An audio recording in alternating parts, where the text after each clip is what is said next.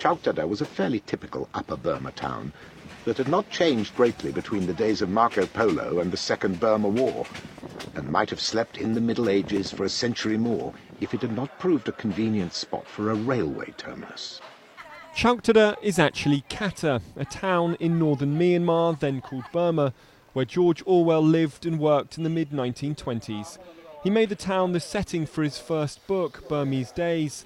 It's thought this old building was Orwell's home, empty for the past 16 years as the country languished under isolating junta rule. It's now in danger of falling into disrepair. That's why a group of local artists is trying to save it and want it turned into a museum. The jail, the police station and the military cemetery are in the book and also really exist in the town. So I got more and more interested in Burmese Days. I am now trying to do what I can to restore all the buildings in the book and to attract attention to the country and to the town. Beyond that was the European Club.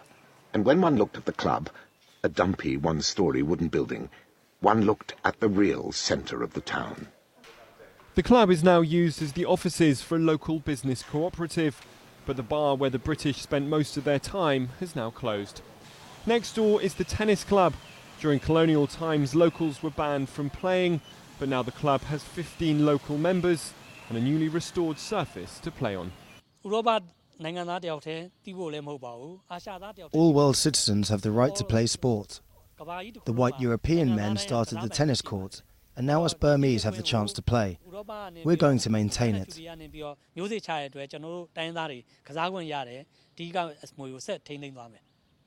More and more tourists are coming to Katha, and most are on the trail of Orwell.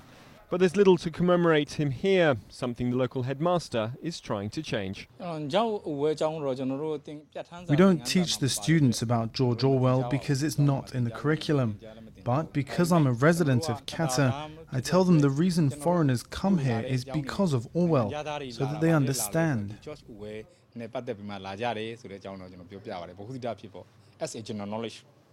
Orwell's time in Myanmar helped shape his future career.